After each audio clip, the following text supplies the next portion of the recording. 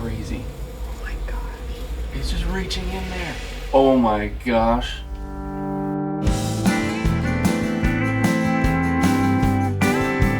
Perfect partners in crime.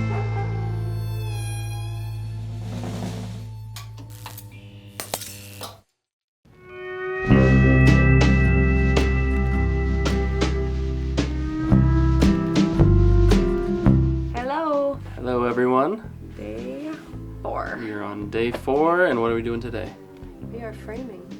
Framing. We're getting a late start on the day a little bit because we had some other stuff we had to do this morning, but we're gonna start framing at sunset and hopefully get The bones. the bones in there.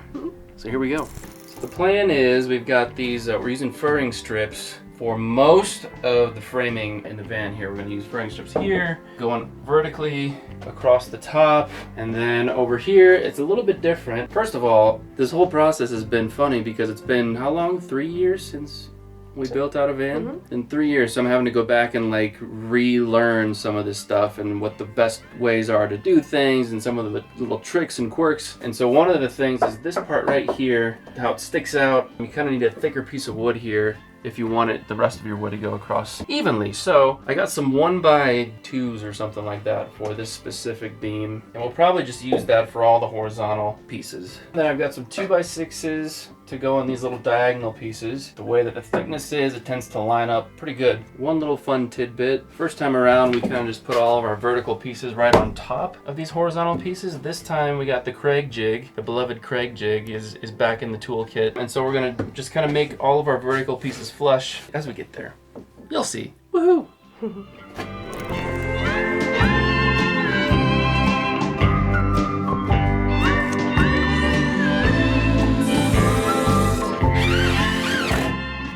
First one in. Second one, here we go. Second one in. Third one in. Fourth one in. Check this out.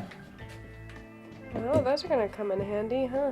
Ooh. Look at that bone. Look at that bone. Yeah.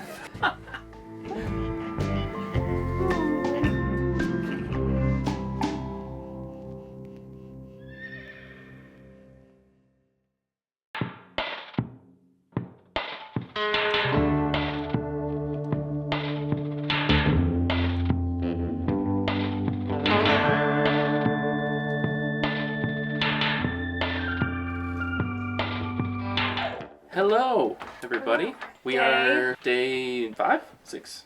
5, 6, 20. Time flies when you're having fun. Am I right? Or am I right?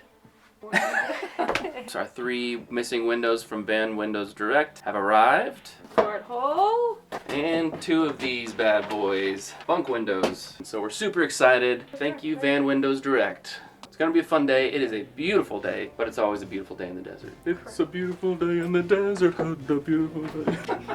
One thing worth mentioning is they came with their own templates this time. That's so cool. How amazing is that? We don't have to make a template. And for also it. they came with their own butyl tape. Butyl tape. Let's get started.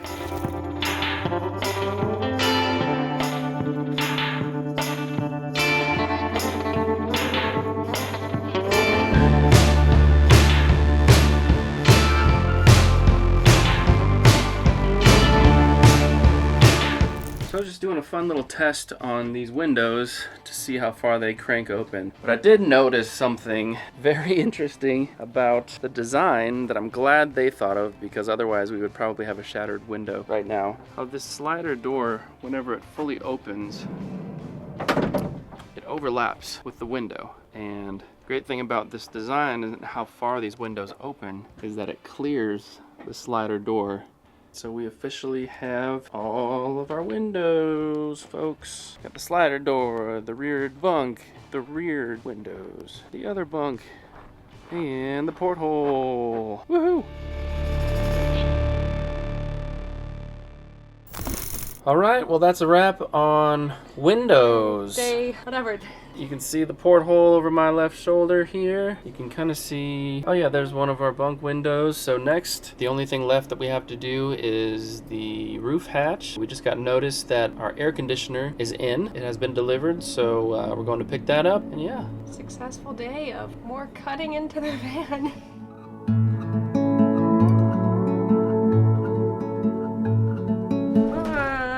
Very cool with the porthole. It's so nice to have that window there.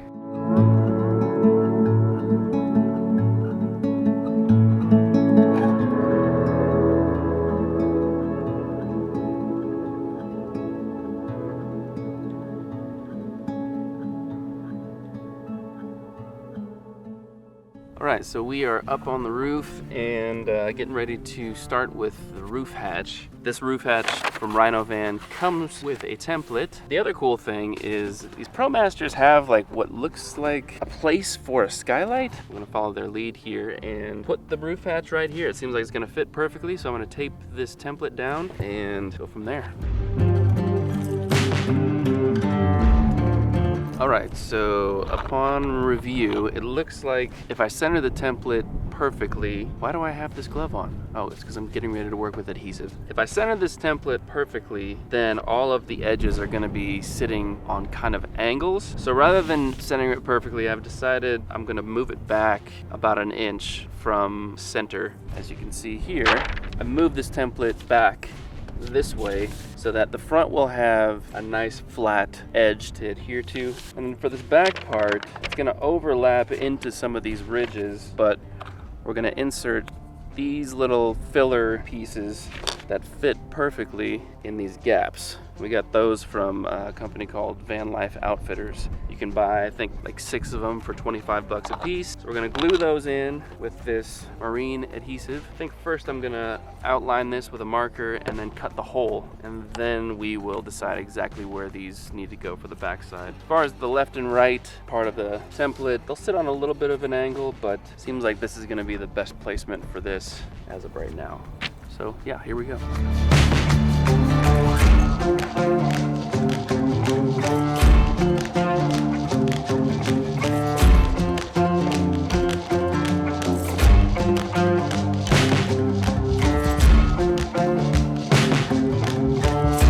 This doesn't look good.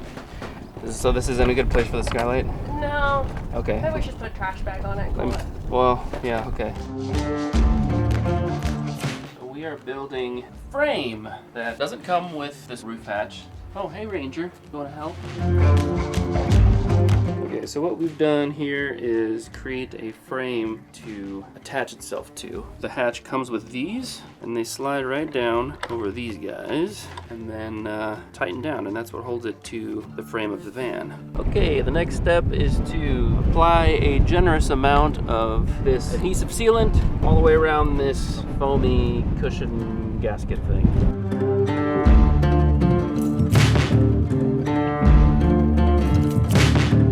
Alright, so once you've got the roof hatch in place, we put our frame up, and then we've got these little bolts that are sticking down from the actual roof hatch itself. And so you put on these extension bolts, I guess is what you'd call them, and they screw on to here, and then you take this little metal piece, slide that up into the slot, and then you take these chest piece looking guys, and you tighten that, and that's what secures your roof hatch and compresses it onto the top of the van.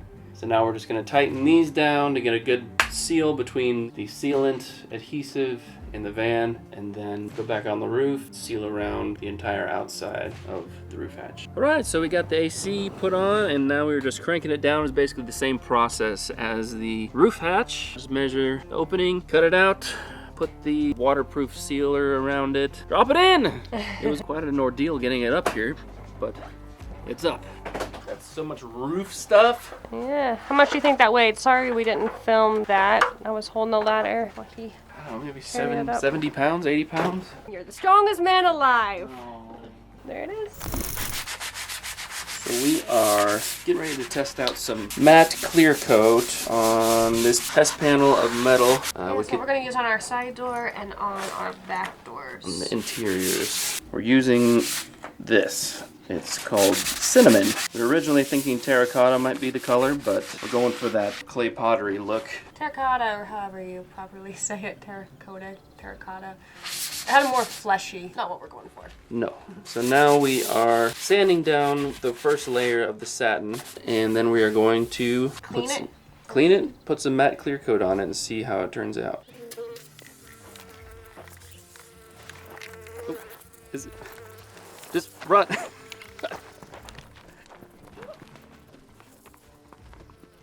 Oh. We just ran away from this bee, and he's still trying to get in, and it's ramming itself into the glass, trying to get in. I've never seen anything like it.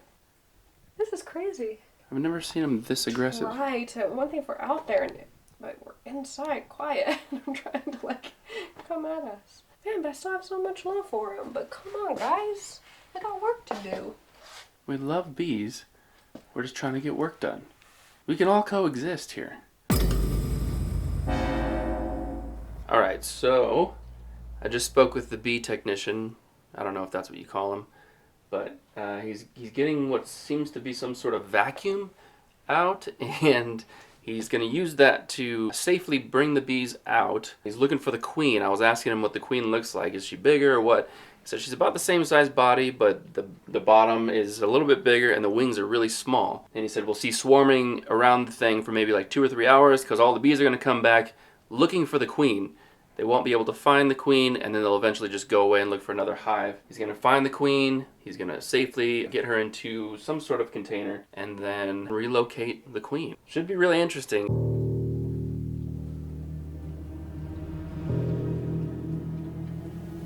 This is going to be crazy.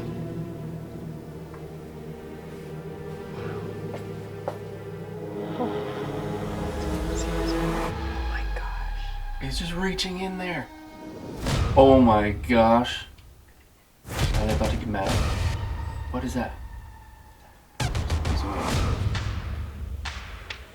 What? Oh my gosh. How does he know? This is so wild. What?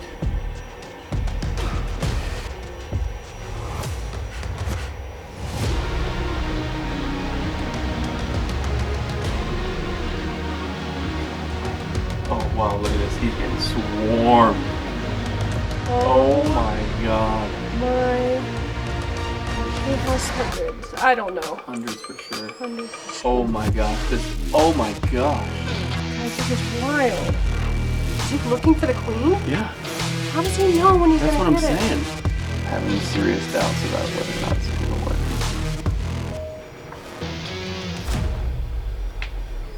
Oh. Wait, it looks like he's done. He's done. He's not though. He's on point. There's no way. There's no way.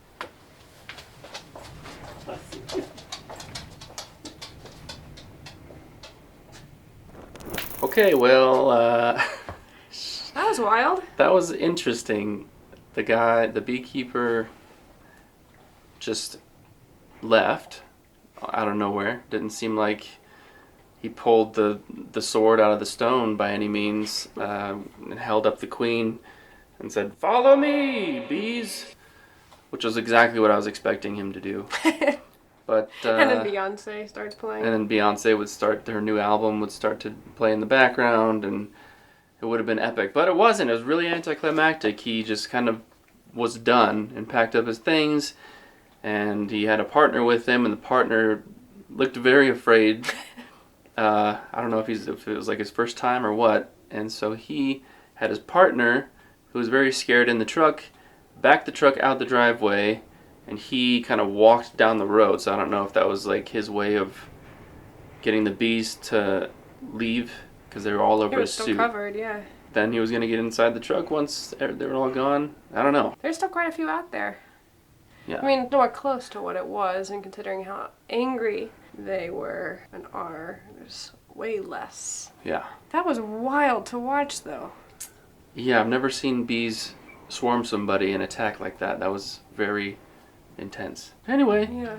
Hopefully this Keep you solves guys our problem. posted. Yeah, we'll keep you posted as to how all this goes. Okay, it's now 30 minutes later. And there are There- like 3. Very few bees out there, and they definitely look confused. The guy daggone got the queen. I am shocked. I'm very surprised. We'll see how this transpires, but it's been about 30 minutes and there's like no bees. Well, there's a few, but they're kind of flying around. They're kind of just doing a flyby, but they're not like going in and out like they were. What a cool little experience we've gotten through. Yeah. Learning a lot. If y'all have bee stories, share them with us. Share your bee stories with us. And that we don't mean like your secondhand stories, like your second place in like bee movies, you know, or like bee team stories. Share like your stories about the incredible insect that we all know as bees. Share your stories in the comments below. Yeah.